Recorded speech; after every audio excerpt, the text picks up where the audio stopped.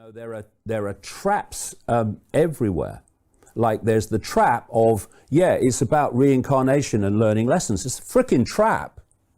It's not about learning lessons. We don't have to learn lessons. We are all that is, has been, and ever can be. We don't have to learn lessons to stop incarnating on a billionth of a penny.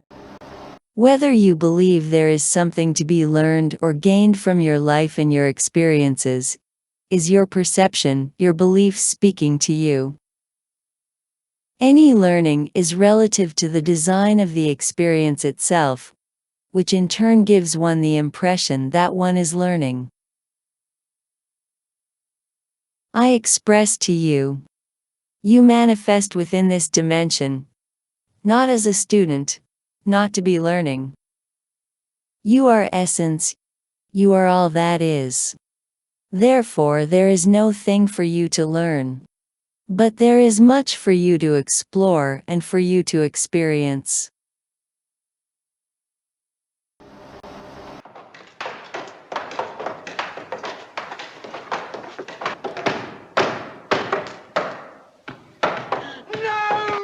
I don't want to die! No!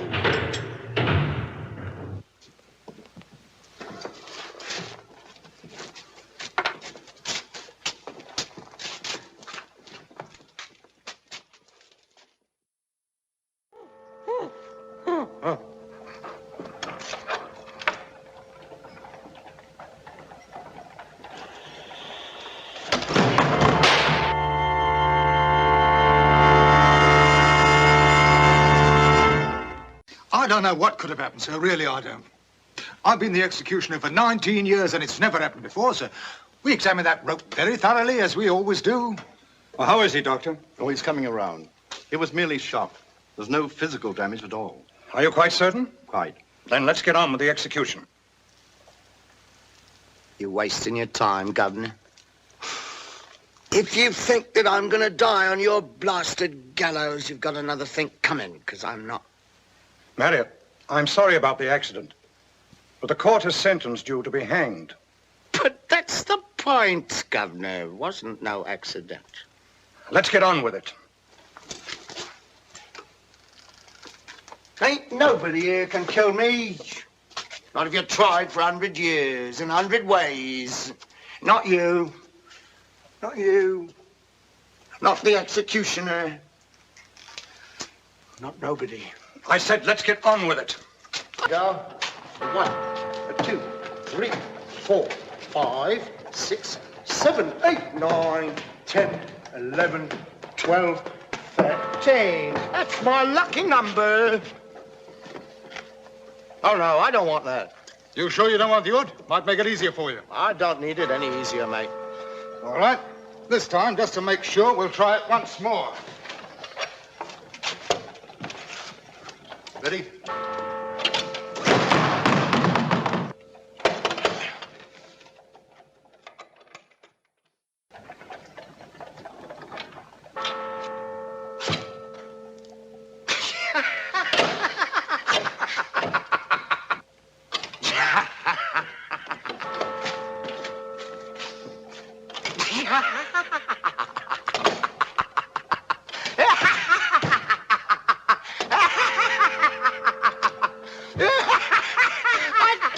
You was wasting your time, Governor.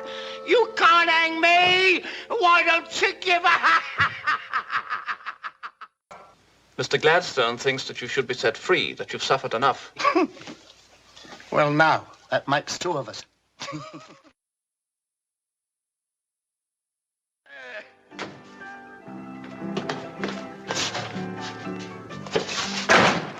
Turn around, John. Another ale, Georgie. If you think you can kill my sister and go scot-free, you've got another thing coming.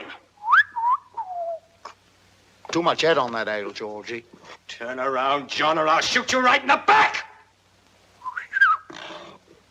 That's better, Georgie. And you deserve what you're gonna get, John Marriott.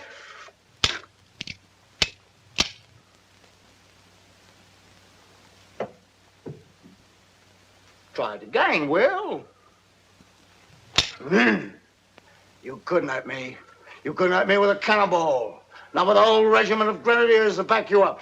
You couldn't hurt me unless you could bring the jungles of Africa up here to London. Look, that's to wake you up. Now lift up that pistol and shoot.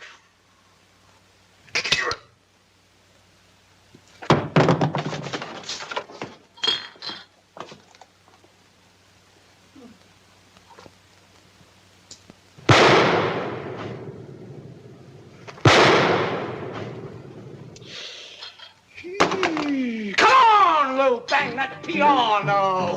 Let's have some dancing. What is it? There is always a cause and an effect, we would say. Because that is how we experience our reality. However, the truth is that any cause and effect is dependent upon what we choose to believe, on what we choose to create and accept as real to us. It's not a law, however. For again, there are no laws. Question. Thoth talked about law, life, and light. But law. Is law a reality or a truth? Elias. No, for this implies rules and absolutes. And there are no absolutes.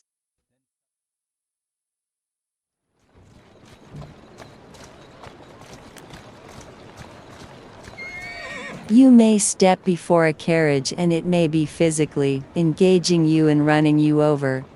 And as it runs over the top of you, your belief system dictates to you, individually and en masse, that you shall be injured and you shall bear physical evidence that you have been run over by the carriage. But you may arise and you may choose not to be creating of this, and shall bear no markings of the action at all. Within your sciences, it is dictated that for every action there is a reaction, there is a cause and effect. But there is not necessarily an effect for all cause. I express to you quite literally, although your belief systems move in the direction of expressing to you that all within your reality is an element of cause and effect, I express to you once again, this is an aspect of belief systems and is not in actuality an absolute. For there is no cause and effect. There is the expression and the creation and the reality of cause and effect as you create it through the influence of your beliefs. As you believe that you may create any particular action and that it shall attach to another action or reaction, you do create the reality, in objective physical terms, of cause and effect. Therefore, it does occur. But what I am expressing to you is that it is not an innate element of your reality. It is a creation that you have inserted into your reality, as an influence of your belief systems. Therefore, it is not an absolute. It is not a truth. It is relative merely to your dimension and your belief systems. But outside of your belief systems and outside of your physical reality, it may hold no relevance. Cause and effect are in actuality a belief that is influencing of your perception, which also limits your choices. For you create a perception of absolutes. If this, then that, and therefore you eliminate a tremendous spectrum of choices that you naturally hold. For you narrow your view and you allow the strength of the influence of this belief system to be creating a perception of absolutes.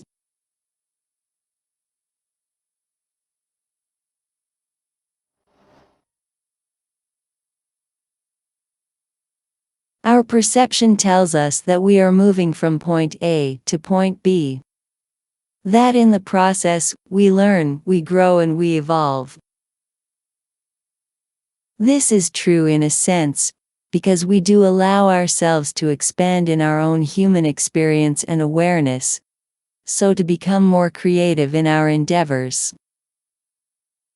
It is perception that we evolve, however, when there truly is nothing to evolve to. Again, we already are. So is consciousness.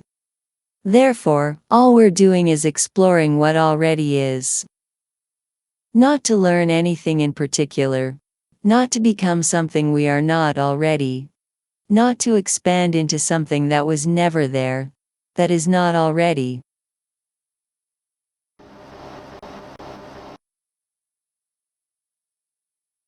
Likewise, we're not experiencing this dimension as a lower plane of existence to then evolve or ascend to higher planes, to higher dimensions, or higher levels of consciousness.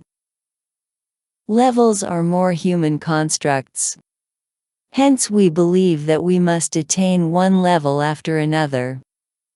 One level being always better or more significant than the other. There are no levels in consciousness. What you call ascension is imagery that you present to yourself in conjunction with underlying elements of religious concepts, with religious beliefs, that express to you that as you ascend to higher planes, you widen your awareness. Which is in actuality the reverse of what we speak of in conjunction with this information, in that the direction is not to be attaining to higher planes, but in actuality to be returning to self and the wideness of self, in the recognition of essence in your natural state. You already possess all that is, without ascension. Now, in this, recognize that in a manner of speaking, your objective is to widen your awareness objectively. But this is not an expression of movement to a higher plane of consciousness. For there are no higher planes of consciousness. What you are incorporating now is a new action of discovery in that becoming, in association with this shift in consciousness.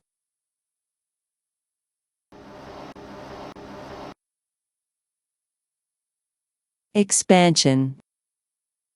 Consciousness, being all that is, and there being no element outside of consciousness, itself is not expanding. It is being explored. Think of consciousness as a building containing countless different rooms. You may allow yourself to move freely throughout the building and explore all of the elements of the building, all of the components within the building.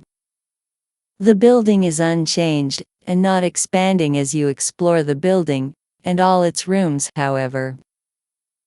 You may create whatever choices concerning your exploration and your experience in conjunction with that building. There are no limits on how you can explore this building and its rooms. But you are not altering the building, for the building already is. In this, you are not adding to consciousness. You are exploring abilities in consciousness. Therefore, it is experiential.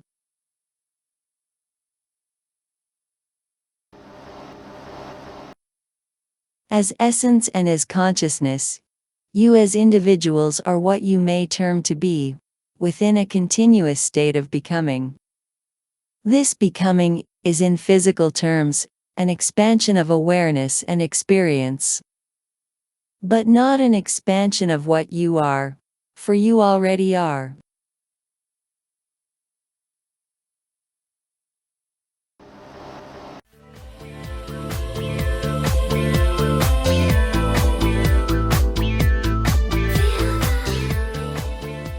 We perceive the experience as co-creation, but it's all perception. The way things work is not exactly the way we humans think of these things, the way we perceive them. Through the choices that we are each individually making, we may draw each other into our individual reality, participating within each other's creations and realities. We're not co-creating, however. This, because we do not depend upon each other's choices, upon each other's actions and creations. We are each individually creating all of our realities. To not think so would be the same as believing that we don't have choice, or that we have limited choice. That our choices and our creations depend upon others' choices, upon others' actions and creations. This is not true, of course. It matters not what the choices that are expressed by other individuals are. I may express to you, in turning your attention to you, you may allow yourself to bulldoze through your hill of doubting of your own ability, to be creating every aspect of your reality, and to flatten the hill of beliefs that express to you that you may merely create some aspects of your reality, but that other aspects of your reality are dictated to you by other individuals, or situations, or circumstances.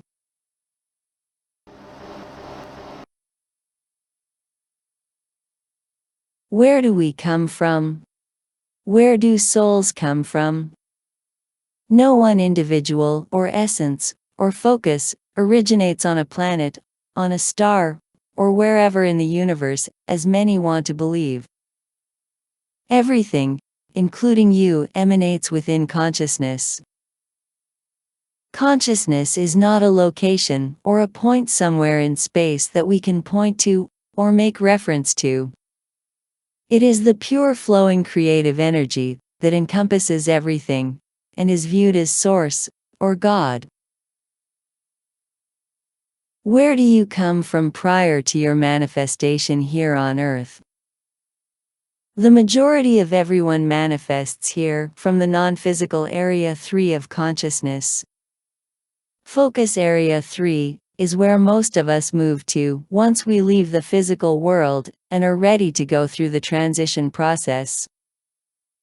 Those who do not manifest here from this area are, for the most part, fragments of one of their other focuses who experiences in another reality or star system. A few others may focus here without going through the transition process from wherever they experienced last. When this is the case, the individual is still holding to his old belief systems, which in turn creates confusion and difficulty integrating as a new focus within the new realm of experience.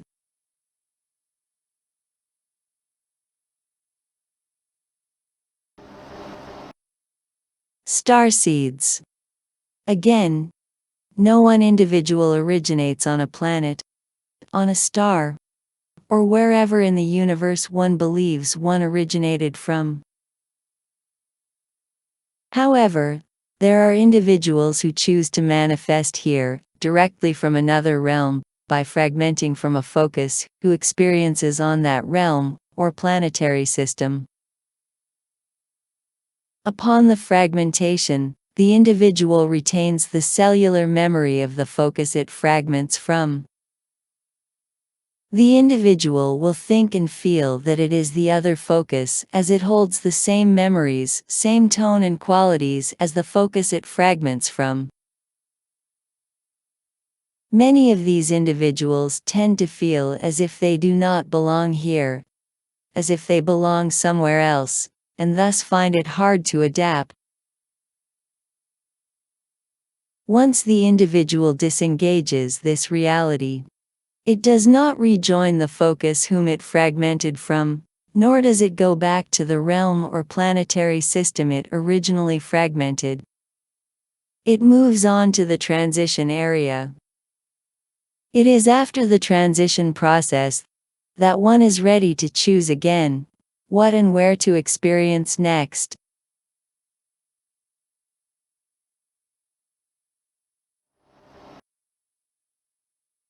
Is the light at the end of a tunnel a trap?